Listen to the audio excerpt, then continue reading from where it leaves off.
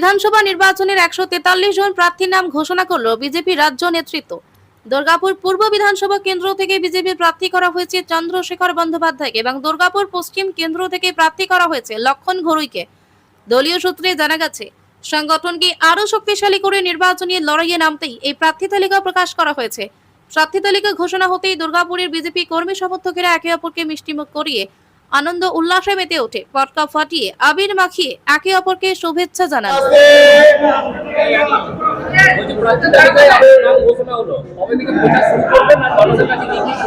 আমার তো প্রচার করার কিছু নাই। আমরা তো ভারতীয় জনতা পার্টি 24x7 মানুষের পাশে আছি, মানুষের আস্থা আছে। আমরা মানুষের পাশে আছি। আমার নতুন করে প্রচার করার কিছু নেই। আমাদের কার্যকর্তা, বিধানসভার টিম, মন্ডলের টিম, জেলার টিম এবং বুথের প্রেসিডেন্ট, শক্তি কেন্দ্র প্রমুখ, তারা নিবিড় জনসংযোগে আছে। তারাই আমাদের জয়ী করবে।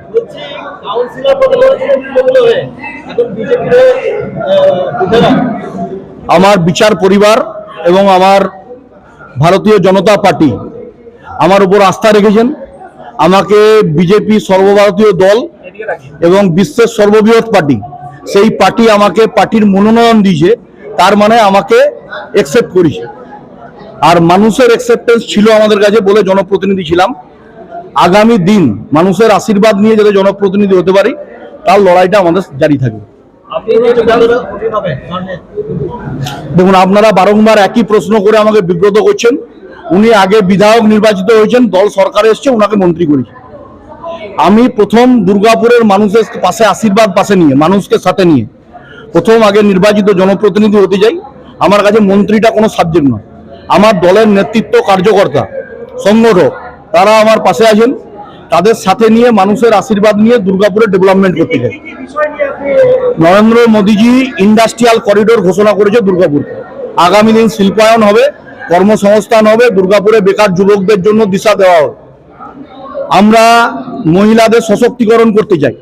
মহিলারা রাত্রি 8টার পর বাড়িতে বেরোবেন না বলেছে মুখ্যমন্ত্রী। আমরা চাই দুর্গাপুরের ওয়ার্কিং লেডিরা দুর্গাপুর শহরের মধ্যে সারা রাত ঘোরাফেরা করবেন। তাদের জন্য আমরা এসি বাসের ব্যবস্থা করব। আমি যদি মানুষের আশীর্বাদে নির্বাচিত হই, তারা যে টাইমে ইচ্ছা মনে করবেন ওয়ার্কিং লেডিরা, সেই টাইমে বাড়ি ফিরবেন। দুর্গাপুরের বেকার যুবকরা কর্মসংস্থান চায়। কেউ 1500 টাকার ভাতা চায় না।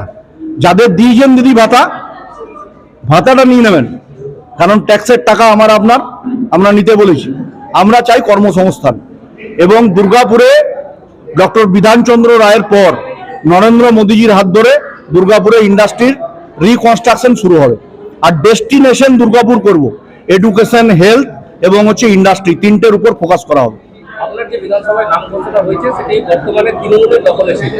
এবারে আপনার লড়াইটা কতটা কঠিন হতে পারে? আমার এতটুকু কথা মনে করছি না, কারণ আমি এখানকার দুর্গাপুরের বাড়ির ছেলে। যিনি মন্ত্রী, তিনি অন্য জেলা থেকে আগত, আর আমি এই মাটির ভূমিপুত্র। আমার এখানেই জন্ম হয়েছে। আমি এই শিল্প শহরের মানুষ। এই শিল্প শহরে একজন কলকারখানার শ্রমিক হিসাবে আমার বাবা এখানে কর্মরত। প্রদীপ বাবুর সাথে দুর্গাপুরের কোনো নারীর যোগ নাই। আর আমার এই দুর্গাপুরের মাটিতেই জন্ম হয়েছে, আর দুর্গাপুরের মাটিতেই আমার মৃত্যু ঘটবে যেদিন। তার আগের যে মাঝের সময়টুকু, এই সময়টা মানুষের জন্য আমার নিয়োজিত থাকবে। প্রচার তো আমাদের কার্যকর্তারা শুরু করে দিয়েছে। আমার তো কিছু করার নাই। পার্টির ইনস্ট্রাকশনে তারা আগে থেকে শুরু করে দিয়েছে। দেওয়াল লেখা, প্রচার করা, বাড়ি বাড়ি যাওয়া, গৃহ সম্পর্ক অভিযান করা, এটা আমাদের কার্যকর্তারাই দলের সম্পদ। তো নরেন্দ্র মোদী, অমিত শাহ, নীতিন নবীন, মানে শ্রমিক ভট্টাচার্য, শুভেন্দু অধিকারী, সুকান্ত মজুমদার সহ কেন্দ্রীয় রাজ্যের নেতৃত্বরা যেভাবে আমাকে পুনরায় নির্বাচিত করেছেন তা আমার পক্ষে ধন্যবাদ। আমাকে যে দায়িত্ব দিয়েছেন এবং বিশ্বাস রেখেছেন, ভরসা রেখেছেন, তার মর্যাদা আমি রাখবো।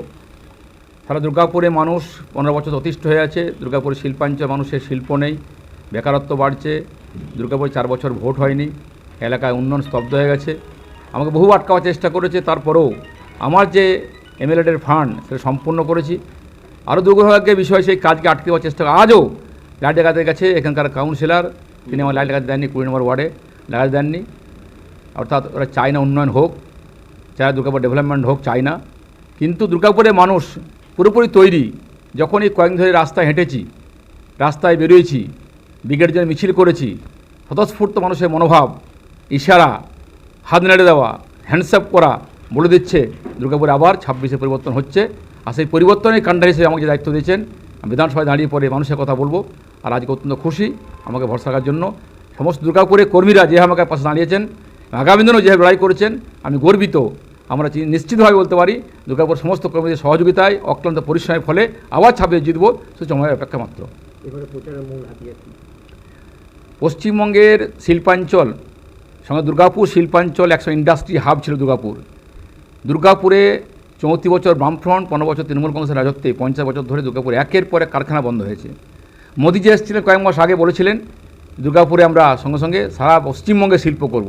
আর অর্থমন্ত্রী ঘোষণা করেছেন দুর্গাপুরে ইন্ডাস্ট্রি হাব বানাবেন। দুর্গাপুরের মানুষ আবার আশায় ভরসায় বুক বেঁধেছে। ডিএসপিকে 36,000 কোটি টাকা এবং ডিবিসিকে 9,000 কোটি টাকা দিচ্ছে মোদী সরকার। তা আমাদের ভরসা বিশ্বাস যে অর্থ যে ঘোষণা করেছেন আবার পুরনো কারখানা খুলবে, নতুন নতুন ইন্ডাস্ট্রি আসবে। দুর্গাপুরে বেকার যুবকরা আর দুর্গাপুর ছেড়ে বাইরে যেতে হবে না। তাই আমি গর্বিত দুর্গাপুরবাসী হিসাবে। আমি কোথায় দিতে পারি, মোদীর নেতৃত্বে জবরদস্তি সরকার হবে। আর সরকারের প্রথম যে কাজ শিল্পাঞ্চল দুর্গাপুর আবার শিল্পে ফিরিয়ে আনা, শিল্প তৈরি করা, কর্মসংস্থার ব্যবস্থা করা, এই কাজ নিয়ে মানুষের বার্তা নিয়ে আমি এলাকায় পৌঁছাবো।